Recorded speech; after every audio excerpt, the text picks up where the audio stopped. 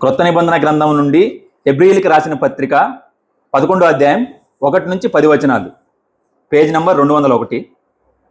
విశ్వాసం అనున్నది నిరీక్షింపబడు వాటి యొక్క నిజ స్వరూపమును అదృశ్యమైనవి ఉన్నవనుటకు రుజువునై ఉన్నది. దానిని బట్టియే పెద్దలు సాక్ష్యము పొందిరి. ప్రపంచములో దేవుని వాక్యం వలన నిర్మాణమైనవనియు అందును బట్టి దృశ్యమైనది కనబడడు పదార్థములచే నిర్మింపబడలేదనియు విశ్వాసము చేత గ్రహించుకొనుచున్నాము. విశ్వాసమును బట్టి హేబేలు కయ్యూను కంటే శ్రేష్టమైన బలి దేవునికి అర్పించెను. దేవుడు అతని అర్పణలను గూర్చి సాక్ష్యం ఇచ్చినప్పుడు అతడు ఆ విశ్వాసమును బట్టి నీతిమంతుడని సాక్ష్యము పొందెను. అతడు మృతి నొందియు ఆ విశ్వాసము ద్వారా మాటలాడుచున్నాడు. విశ్వాసమును బట్టి హనోకు మరణము చూడకుండానట్లు కొనిపోబడెను. అతడు కొనిపోబడక మునుపు దేవునికి ఇష్టుడై ఉండెనని సాక్ష్యము పొందెను. కాగా దేవుడు అతని కొనిపోయాను గనుక అతడు కనబడలేదు. విశ్వాసము లేకుండా దేవునికి ఇష్టుడై ఉండుట అసాధ్యము. దేవుని యొద్దకు వచ్చేవాడు ఆయన ఉన్నాడనియు తన్ను వెతికి వారికి ఫలము దయచేయువాడనియు నమ్మవలను కదా. విశ్వాసమును బట్టి నోవాహు అది వరకు చూడని సంగతులను గూర్చి దేవుని చేత హెచ్చరింపబడి భయభక్తులు గలవాడై తన ఇంటి వారి రక్షణ కొరకు ఒక ఓడను సిద్ధము చేసెను. అందువలన అతడు లోకము మీద నేరస్థాపన చేసి విశ్వాసమును బట్టి కలుగు నీతికి వారసుడాయను. అబ్రహాము పిలువబడినప్పుడు విశ్వాసమును బట్టి ఆ పిలుపునకు లోబడి తాను స్వాస్థ్యముగా పొందనయ్యున్న ప్రదేశమునకు బయలువెళ్ళెను. మరియు ఎక్కడికి వెళ్ళవలనో అది ఎరుగుక బయలువెళ్ళెను. విశ్వాసమును బట్టి అతడును అతనితో ఆ వాగ్దానమునకు సమాన వారసులైన ఇస్సాకు యాకోబు అనువారును గుడారములలో నివసించుచు అన్యుల దేశంలో ఉన్నట్టుగా వాగ్దత్త దేశంలో పరవాసులైరి. ఏలయనగా దేవుడు దేనికి శిల్పియు నిర్మాణకుడునై ఉన్నాడో పునాదులు గల ఆ పట్టణము కొరకు అబ్రహాము ఎదురు చూచుచుండెను.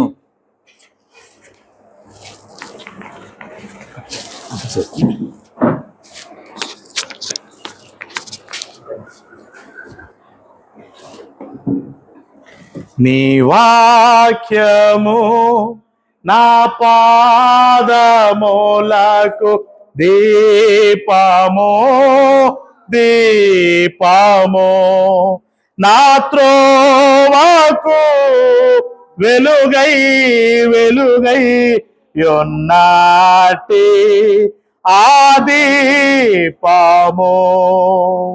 మారానే వాక్యము ఆరాని దీపము, ఆనాది దేవుని వాగ్దానము. అనే వాక్యము ఆరాని దీపము, ఆనాది దేవుని వాగ్దానము. హల్లెలూయా హల్లెలూయా హల్లెలూయా హల్లెలూయా, యేసుడు క్రీస్తు రాజుకు హల్లెలూయా. నాదుడేసుడు క్రీస్తు రాజుకు హల్లెలూయా. నీ వాక్యము నా పాదములకు దీపము దీపము, నా త్రోవకు వెలుగై యొన్నాటి ఆ దీపము. నరరూపమెత్తిన పరలోక వాక్యమా, నాతో మాట్లాడుమా నా ప్రభువా. నరరూపమెత్తిన పరలోక వాక్యమా, నాతో మాట్లాడుమా నా ప్రభువా. హల్లెలూయా హల్లెలూయా హల్లెలూయా హల్లెలూయా, నాదుడేసుడు క్రీస్తు రాజుకు హల్లెలూయా. నాదుడేసుడు క్రీస్తు రాజుకు హల్లెలూయా. నీ వాక్యము నా పాదములకు దీపము దీపము, నా త్రోవకు వెలుగై వెలుగై యున్నాటి ఆది పాము.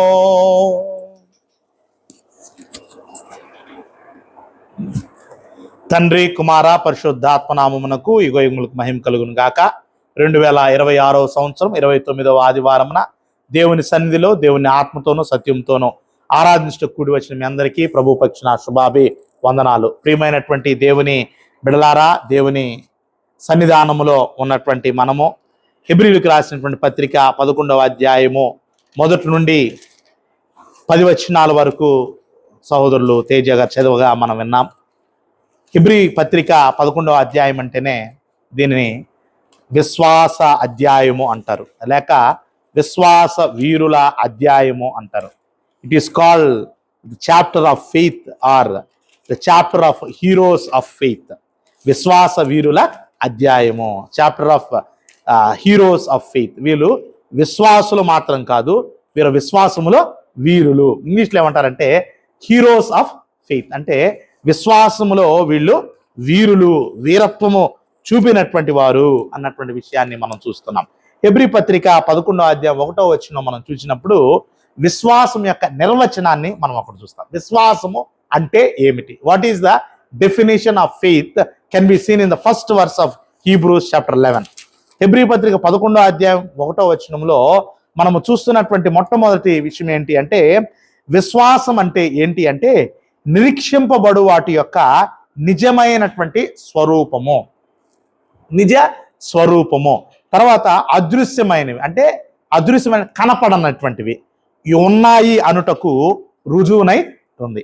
2 విషయాలు 11వ అధ్యాయం 1వ వచనంలో మనము విశ్వాసం యొక్క నిర్వచనము అంటే ద మీనింగ్ ఆఫ్ ఫెయిత్, విశ్వాసం యొక్క అర్థం ఏంటో అక్కడ పరిశుద్ధాత్మ దేవుడు చెప్తున్నాడు.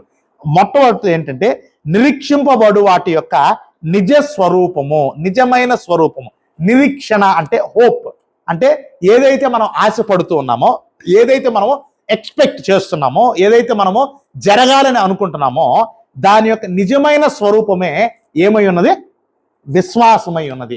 విశ్వాసం కానీ అంటే నమ్మకం కానీ మనం కలిగి ఉంటే, నమ్మకము లేక విశ్వాసం యొక్క అర్థం ఏంటి అంటే జరగబోయేవి తప్పకుండా జరగతాయి అన్నదానికి ఇదేమై ఉన్నది? నిజ స్వరూపమై ఉన్నది. తర్వాత రెండవది అదృశ్యమైనవి, అంటే కనపడనటువంటివి ఉన్నాయి అనడానికి రుజువు ఏముంది? విశ్వాసం. ఉదాహరణకు ఒక 5 సంవత్సరాల తర్వాత మనము ఇదే కావలి క్రీస్తు సంఘంగా ఉన్నటువంటి మనము, దేవుడు మనకు ఒక పెద్ద స్థలాన్ని ఇస్తాడు, ఒక పెద్ద బిల్డింగ్, ఒక పెద్ద ఆలయంలో మనం ఉంటాము. మనందరము ఇప్పుడు కొద్ది మందిగా దరిదాపు మనందరం కలిస్తే ఒక 35 మంది ఎంతో ఉంటాం కదా. మనం ఒక 40 మంది దాకా ఉంటాం అందరం కలిసినప్పుడు. అందరూ చిన్నలు పెద్దలు అందరూ కలిసినప్పుడు ఒక 46 మంది 42 మంది దాకా ఉంటాం. అయితే 5 సంవత్సరాల తర్వాత మనం ఒక 400 మందిగా ఉంటాము. అంటే 5 సంవత్సరాల తర్వాత, ఇప్పుడు కాదు, ఉంటాము అన్నదానికి రుజువు ఏంటంటే విశ్వాసం. రుజువు ఏంటి? విశ్వాసం. అంటే భవిష్యత్తులో నేను రేపు ఇలా ఉంటాను అని మన మీద మనము ఏం కలిగి ఉన్నాము? నమ్మకం. దాన్ని ఏమంటారంటే సెల్ఫ్ కాన్ఫిడెన్స్ అంటారు, అంటే ఆత్మవిశ్వాసం అంటారు. ఇక్కడ ఈ విశ్వాసము దేవుని మీద మనం ఉంచేటువంటి విశ్వాసము. ఈ విశ్వాసాన్ని మనము ఈ తర్వాత 1వ వచనంలో మనం నిర్వచనాన్ని చదువుకున్నాం కదా. 6వ వచనంలో మనం వెళ్ళినట్లయితే ఈ విశ్వాసము లేకుండా దేవునికి ఇష్టుడై ఉండుట అసాధ్యం. It is impossible to please God without faith. విశ్వాసం లేకుండా దేవునికి ఇష్టుడై ఉండుట అసాధ్యం, సాధ్యం కాదు. దేవుడు విశ్వాసం లేనటువంటి వారిని ఏం చేయడు? ఇష్టపడడు. దేవుడికి ఎవరంటే ఇష్టమంట? ఇప్పుడు మనం ఎవరిని ఇష్టపడతామో, మనల్ని అర్థం చేసుకునేటువంటి వాళ్ళని, మన మనసు ఎరిగినటువంటి వాళ్ళతో కూడా మనం స్నేహం చేస్తాము. కాబట్టి దేవుడు కూడా, ఇప్పుడు అబ్రహాము దేవునికి స్నేహితుడు అయ్యాడు. అబ్రహామును దేవుడు విశ్వాసులకు తండ్రిగా ప్రకటించాడు. అలా జరగడానికి కారణం ఏంటంటే Abraham pleased God with his faith. Abraham తన విశ్వాసాన్ని బట్టి దేవునికి ఇష్టుడయ్యాడు. దేవుడి యొక్క ఇష్టాన్ని ఎవరు చూడగన్నారు? Abraham. Abraham gained the confidence of God. దేవుని యొక్క నమ్మకత్వాన్ని కోరుకున్నాడు. దేనిని బట్టి? విశ్వాసాన్ని బట్టి. అదే విధంగా ఈరోజు మనము కూడా దేవునికి ఇష్టలై ఉండాలి. ఇప్పుడు ఉదాహరణకు అబ్రహాము దేవుని యొక్క ఇష్టాన్ని పొందుకున్నాడా లేదా? పొందుకున్నాడు. ఈ దేవుని ఇష్టాన్ని పొందుకోవడం వలన అబ్రహాం ఏమి లాభం? దేవునితో స్నేహం, 2 అపారమైనటువంటి ధనము, ఇంకా పిల్లలు. Very good. ఎవరు? అసలు బిడ్డలే లేరు. దమస్కు ఎలియాజరు నా ఇంటి ప్రధాన దాసుడే నాకు వారసుడు అవుతాడు అనుకున్నాడు. కానీ దేవుని మీద అతనికి పెట్టుకున్నటువంటి విశ్వాసాన్ని బట్టి దేవునికి ఇష్టుడయ్యాడు కాబట్టి ఎవరయ్యారు వారసుడు ఆయనకి? ఇస్సాకు. వృద్ధాప్యంలో కూడా తన యొక్క భార్య గర్భమును మోసేటువంటి సత్తువ లేనటువంటి స్థితిలో ఉన్నా కానీ ఆ విశ్వాసాన్ని బట్టి ఆమె యొక్క గర్భమును దేవుడు ఏం చేశాడు? బలపరిచాడు. అంటే విశ్వాసం అంటే ఫెయిత్ చేంజెస్ థింగ్స్. మనం జనరల్గా ప్రేయర్ చేంజెస్ థింగ్స్ అంటాం. అవును, ప్రార్థన కూడా పరిస్థితులు మారుస్తున్నాయి. అయితే వాక్యానుసారంగా ఈ రోజు మనం నేర్చుకునేటువంటి ఈ యొక్క టాపిక్ని బట్టి, ఈ యొక్క థీమ్ని బట్టి ఫెయిత్ చేంజెస్ సర్కమ్స్టెన్సెస్. అంటే విశ్వాసం అనేటువంటి పరిస్థితులను ఏం చేస్తుంది? అమ్మ వింటున్నారా? విశ్వాసం అనేటువంటిది మన పరిస్థితులను మార్చేస్తుంది. కాబట్టి విశ్వాసము మన పరిస్థితులను మార్చాలనుకున్నప్పుడు ఇప్పుడు దేవుడు ఇష్టపడితే ఏముంది, దేవుడు నన్ను ఇష్టపడకపోతే ఏముందిలే అని అనుకుంటే కాదు. దేవుడు ఇష్టపడితే అబ్రహాముకు ఏం జరిగిందో, మేలు జరిగిందో అదే మన జీవితాల్లో కూడా జరుగుతుంది. కాబట్టి విశ్వాసం అనేటువంటిది చాలా చాలా ప్రాముఖ్యమైనటువంటిది. Faith is a prominent thing in our life. మన జీవితంలో విశ్వాసం అనేటువంటిది చాలా ముఖ్యమైనటువంటిది అన్న విషయాన్ని మనము గ్రహించాలి. తర్వాత చెప్తున్నాడు, విశ్వాసము లేకుండా దేవుని 6వ వచనంలో విశ్వాసము లేకుండా దేవునికి ఇచ్చుడయ్యుండుట అసాధ్యము. తర్వాత దేవుని యొద్దకు వచ్చేటువంటి వాడు. ఎక్కడికి వస్తున్నావు? దేవుని యొద్దకు వచ్చేవాడు ఆయన ఉన్నాడు. దేవుడు అనేటువంటి వాడు ఉన్నాడు. ఎవరైతే దేవుణ్ణి వెతుకుతూ వస్తూ ఉన్నారో వారికి ఫలము దయచేసేటువంటి సామర్థ్యము దేవుని దగ్గర ఉంది అని నమ్మి ఆయన దగ్గరకు రావాలి. దేవునికి అసాధ్యమైనది ఏమైనా ఉందా? ఆయన బిడలైనటువంటి యేసుక్రీస్తు వారి శిష్యులు అడుగుతున్నారు, అయ్యా ఇది ఎలా సాధ్యం ప్రభు అంటే, మనుషులకు, నా శిష్యులారా పేతురు, మనుషులకు అది అసాధ్యమే కానీ దేవునికి సమస్తము సాధ్యం. కాబట్టి ఈరోజు దేవునికి సమస్తము సాధ్యము అన్నటువంటి విషయాన్ని మనము గుర్తెరిగి ఆయన సన్నిధికి మనము రావాలి. ఎలా రావాలి? విశ్వాసంతో రావాలి. రెండవది పట్టుదలతో రావాలి. ఆ విశ్వాసంలో ఏముండాలా? పట్టుదల ఉండాలి. పట్టు విడుపు కాదు, పట్టుదల ఉండాలి. అంటే we need to have persistence in our faith. మన విశ్వాసంలో ఏముండాలి? పట్టుదల, పెర్సిస్టెన్స్ అనేటువంటిది, పట్టుదల అనేటువంటిది ఉండాలి. లూకాసు వార్త 18వ అధ్యాయము 1-8 వచనాల్లో ఆ విశ్వాసంలో ఉన్న పట్టుదలను మనం చూస్తూ ఉన్నాం.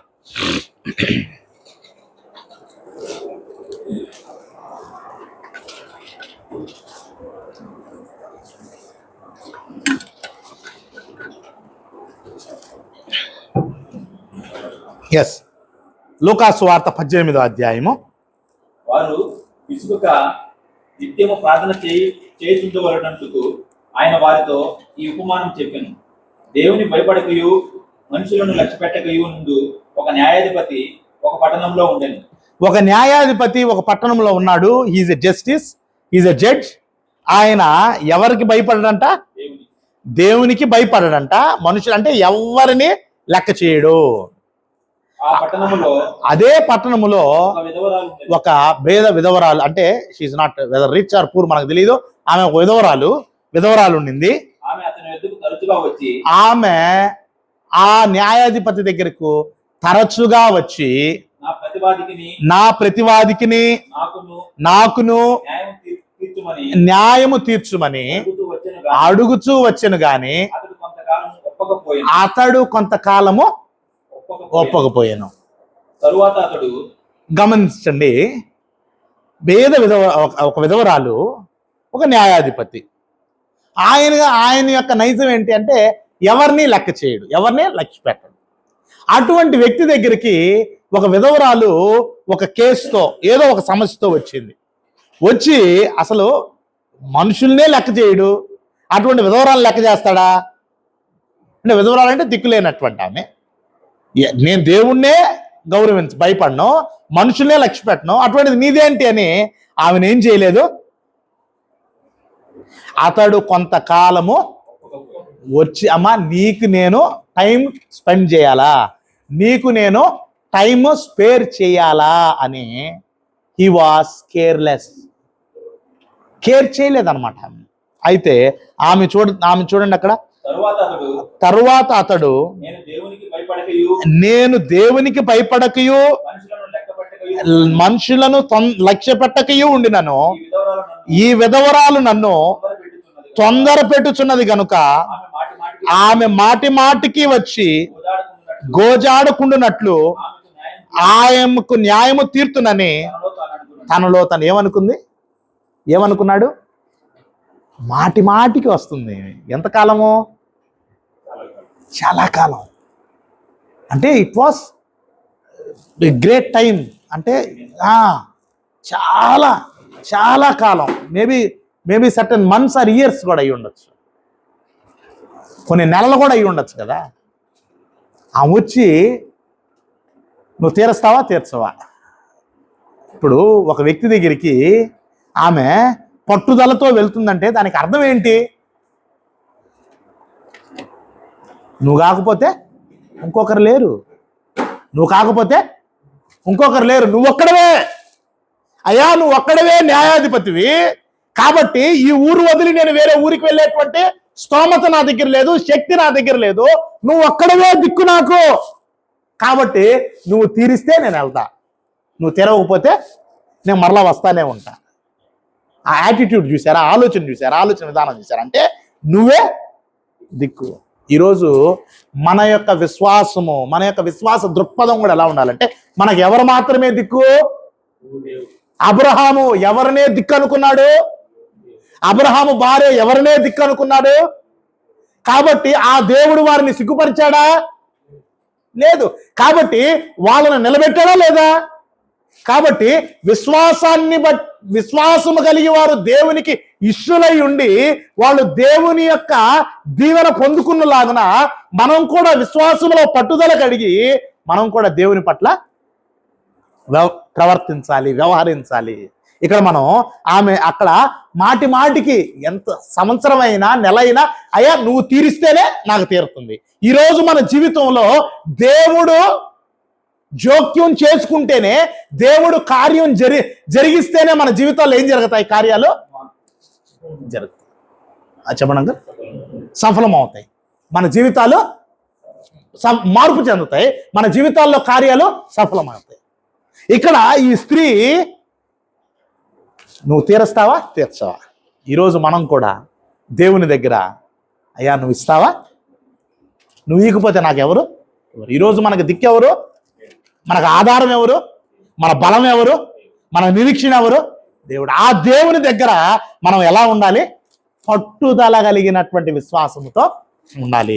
18వ అధ్యాయము 7వ వచనం, దేవుడు తాను ఏర్పరచుకొనిన వారు దివారాత్రులు తన్ను గూర్చి మొరపెట్టుకొనుచుండగా వారికి న్యాయము తీర్చడా? లూకాసు వార్త 18వ అధ్యాయము 7వ వచనం. దేవుని చేత ఏర్పాటు చేయబడినటువంటి ప్రజలం మనం. యేసుక్రీస్తు వారి యొక్క రక్తములో కడగబడి పరిశుద్ధపరచబడి పరిశుద్ధులుగా ఉండుటకు పిలువబడినటువంటి వారము మనం. అపవాది యొక్క సంఖ్యలలో నుండి విడిపింపబడినటువంటి వారము మనము. ప్రార్థన చేస్తే దివారాత్రములు ఆయన మన మనవని ఆలకించడా? 8వ వచనం చూడండి, ఆయన వారికి త్వరగా న్యాయము తీర్చును, వారి విషయమే కదా ఆయన దీర్ఘశాంతము చూపుచున్నాడు అని మీతో చెప్పుచున్నాను. ఎవరు ఎవరు చూడండి, దీర్ఘశాంతము చూపుచున్నాడు అనే దగ్గర ఒకటి ఉందా, ఫుట్ నోట్ ఉందా? ఏంటి ఒకటి చూడండి, ఆ విశ్వాసం ఒకటి. ఆలస్యం ఎవరు చేస్తున్నారు ఆలస్యం? ఎవరి కోసం? విశ్వాసం కలిగి, విశ్వాసంలో పట్టుదల కలిగి ఆయనకు ప్రార్థన చేస్తాం కదా అని ఆయన మన కొరకు ఏం చేస్తున్నాడు? ఆలస్యం చేస్తా ఉన్నాడు. ఏం చేస్తున్నాడు? ఆలస్యం చేస్తాడు మన కొరకే. మనలో విశ్వాసం చూడాలి. ఆయన అబ్రహాముకు 75 సంవత్సరాలు అప్పుడు, ఎన్ని సంవత్సరాలు అప్పుడు? 75 సంవత్సరాలప్పుడు నీకు నేను కుమారుని ఇస్తానన్నాడు. ఎవరిని ఇస్తానన్నాడు? ఎన్ని సంవత్సరాలు అప్పుడు ఇచ్చాడు? ఆల్మోస్ట్ 100. అంటే ఎన్ని సంవత్సరాలు వెయిట్ చేయించాడు?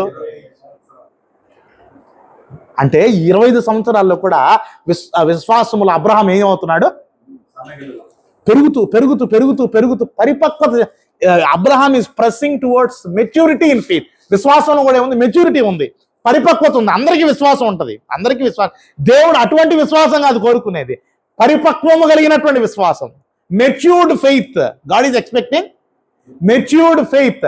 ఆ మెచ్యూర్డ్ ఫెయిత్, పరిపక్వత కలిగినటువంటి విశ్వాసం యొక్క లక్షణం ఏంటి అంటే పెర్సిస్టెన్స్, పట్టుదల. ఏంటి? పట్టుదల. ఆ పట్టుదల కలిగినటువంటి విశ్వాసముతో ఎప్పుడైతే మనం ప్రార్థన చేస్తామో ప్రభువు మనకేం చేస్తాడంట? న్యాయము తీర్చడా. ఏమంటున్నాడు? న్యాయము తీర్చడా. తప్పకుండా తీర్చడా అంటే తీరుస్తాడని అర్థం. కాబట్టి ఈరోజు మనం నేర్చుకున్నటువంటి పాఠం ఏంటి అంటే విశ్వాసం కలిగి ఉంటే సరిపోదు, విశ్వాసంలో మనం పట్టుదల కలిగినటువంటి వారంగా ఉండాలి. ఆ పట్టుదల ఎప్పుడైతే మన విశ్వాసంలో ఉంటుందో, ఎప్పుడైతే ఆ విశ్వాస పరిపక్వతకు మనం చేరుకుంటామో, ఆమె పట్టుదలతో ఎట్టునింది, ఆమె విశ్వాసం ఎట్టునింది?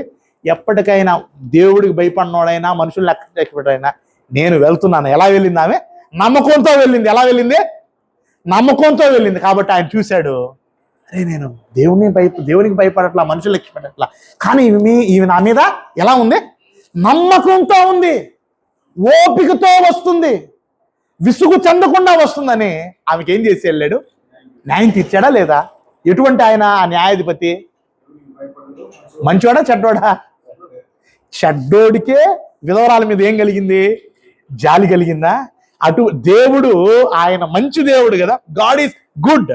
ఆయన కృప కలిగినటువంటి దేవుడు కదా, ఆయన కనికరమ కలిగినటువంటి దేవుడు కదా, ఆయన దయ కలిగినటువంటి దేవుడు కదా, ఆయన ప్రేమ స్వరూపయోగ దేవుడు కదా. ఆయనకు మనము నిజమైనటువంటి పరిపక్వత కలిగినటువంటి విశ్వాసముతో, పట్టుదల కలిగినటువంటి విశ్వాసముతో మనం ప్రార్థన చేస్తే ఆయన ఇంకా ఆలస్యం చేస్తాడా? ఎందుకు ఆలస్యం చేస్తున్నాడంట? మన విశ్వాసంలో ఎదగాలని, మన విశ్వాసంలో. కాబట్టి ఆ విశ్వాసంలో మనం ఎదగాలి. ఆ విశ్వాసంలో ఎదిగితేనే మనకు, అబ్రహాము విశ్వాసంలో ఎదిగినందుకు అతనికి ఏమొచ్చింది? అపారమైన సంపద వచ్చింది. తర్వాత భూమి మీద అతనికి సంతానమే లేదన్నారు. ఆయన విశ్వాసులకే తండ్రిగా మారినటువంటి వ్యక్తిగా దేవుడు ఆయన్ని మార్చాడు. కాబట్టి ఈరోజు మనం నేర్చుకున్న విశ్వాసం ఏంటంటే let us have persistence in our faith. మన విశ్వాసంలో ఏం కలిగి ఉన్నాం? పట్టుదల కలిగి ఉన్నాం. రెండవది, మన యొక్క విశ్వాసములో మనము పరిపక్వత సాధించాలి. మన విశ్వాసంలో మనం ఏం సాధించాలి? we need to attain maturity in our faith. అప్పుడు తప్పకుండా దేవుడు మన యొక్క జీవితాల్లో కార్యాలను ఏం చేస్తాడో? సఫలపరుస్తాడు. మనం ఏదైతే అడుగుతామో దాన్ని తప్పకుండా ఆయన మనకు అనుగ్రహిస్తాడు. కాబట్టి చెప్పబడిన వాక్యం మన అందరి వినికిడిలో దేవుడు ఫలింపు చేయలాగా మనం ప్రార్థన చేసుకున్నాం. పరిశుద్ధుడా మహాగణుడైన తండ్రి, చెప్పబడిన వాక్యము మా అందరి వినికిడిలో ఫలింపునిచ్చినట్లు సహాయం చేయమని, విశ్వాస పరిపక్వతను, విశ్వాసంలో పట్టుదలను దయచేయమని, మా కార్యాలు సఫలం చేయమని క్రీస్తు నామములో ప్రార్థించుచున్నాము తండ్రి.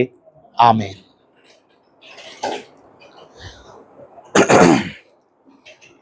శిలువ ధ్యాన గీతం పాడు. పాప మమతల చేత పారిపోయిన నాకు ప్రాప్తించే క్షామము, పశ్చాత్తాపము నుండి తండ్రి క్షమగోరుచు పంపుము క్షేమము. పాప మమతల చేత పారిపోయిన నాకు ప్రాప్తించే క్షామము. పశ్చాత్తాపము నొంది తండ్రి క్షమ కోరుచు పంపుము క్షేమము. ప్రభు నీదు సిలువ ముఖము చల్లని నాకు పుట్టించే ధైర్యము. ప్రభు నీదు సిలువ ముఖము చల్లని నాకు పుట్టించే ధైర్యము. మార్గము చూపుము ఇంటికి నా తండ్రి ఇంటికి. మాధుర్య ప్రేమ ప్రపంచము చూపించు కంటికి.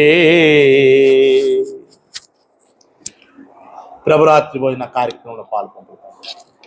దైవజనులు ముందుకు వచ్చి ప్రభురాత్రి భోజన కార్యక్రమం నడిపించవలసిందిగా ప్రభుత్వం.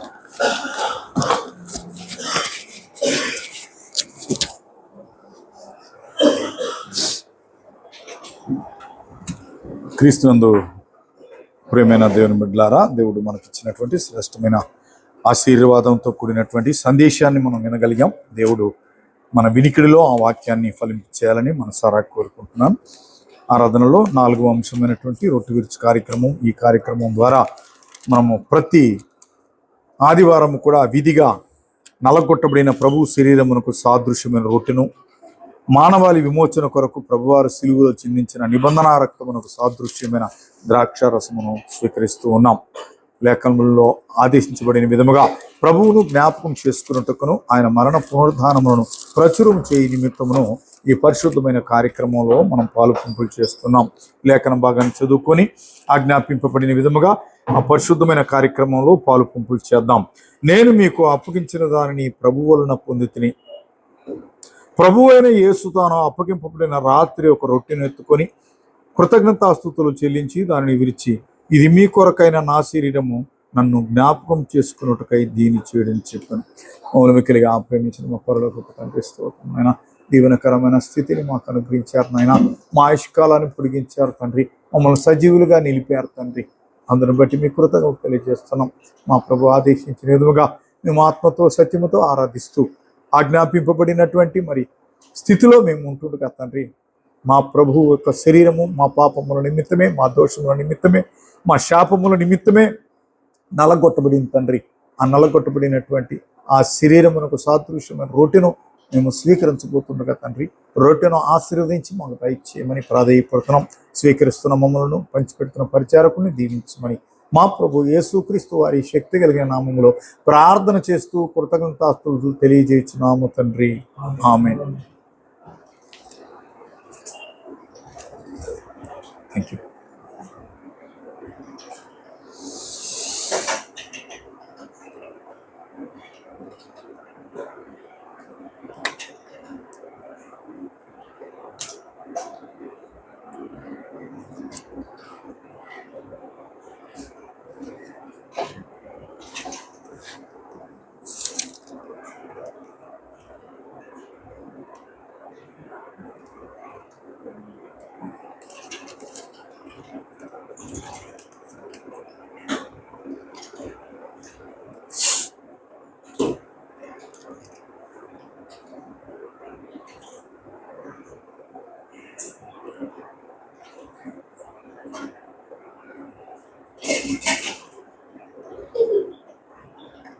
మానవాళి విమోచన కొరకు ప్రభువారు సిలువలో చిందించిన నిబంధన రక్తమునకు సాదృశ్యమైన ద్రాక్ష రసమును కూడా మనము స్వీకరించబోతుండగా ఆజ్ఞాపింపబడిన విధముగా లేఖన భాగాన్ని చదువుకుందాం.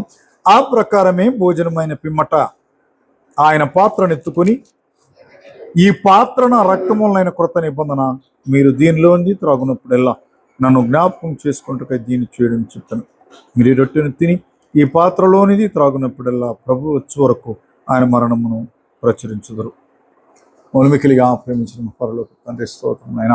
రసపాత్రను ఆశీర్వదించి మాకు దయచేయండి. స్వీకరిస్తున్న మమ్మలను మరి పంచిపెడుతున్నటువంటి పరిచారకులను కూడా దీవించి ఆశీర్వదించమని, ఈ రీతిగా మేము మా మరణ పర్యంతరము ముందుకు సాగుటకు మీ బలిష్టమైన చేతి కింద మమ్మలను, మా కుటుంబాలను, మా బిడ్డలను భద్రపరచమని ఆశీర్వదించమని మా ప్రభు యేసుక్రీస్తు వారి శక్తి కలిగిన నామంలో ప్రార్థన చేస్తూ కృతజ్ఞతలు తెలియజేస్తున్నాం తండ్రి. ఆమేన్.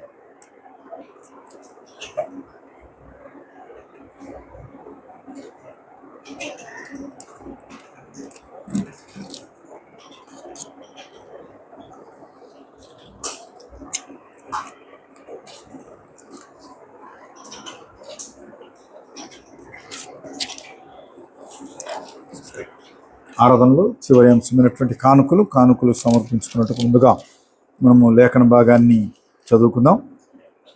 పరిశుద్ధుల కొరకైన చందా విషయం అయితే నేను గలతీయ సంఘములకు నియమించిన ప్రకారం మీరుని చేయుడి. నేను వచ్చినప్పుడు చందా పోగు చేయకుండా ప్రతి ఆదివారమున మీలో ప్రతివాడును తాను వర్ధిల్ల కొలది తన యొద్ద కొంత సొమ్ము నిల్వ చేయవలను. 2 కొరింథీ పత్రిక 8వ అధ్యాయము 12వ వచనాన్ని చదువుకుందాం.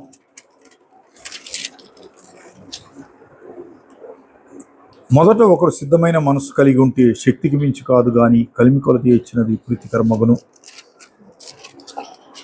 9వ అధ్యాయము 7వ వచనం. సనుగు కొనకయు బలవంతముగా కాకయు ప్రతివాడును తన హృదయంలో నిశ్చయించుకున్న ప్రకారం ఇవ్వలేను. దేవుడు ఉత్సాహంగా ఇచ్చేవాడిని ప్రేమించును. మరియు అన్నిటి యందు ఎల్లప్పుడూ మీలో మీరు సర్వ సమృద్ధి గలవారై ఉత్తమమైన ప్రతి కార్యం చేయుటకు దేవుడు మీ ఎడల సమస్త విధమైన కృపను విస్తరించగలడు.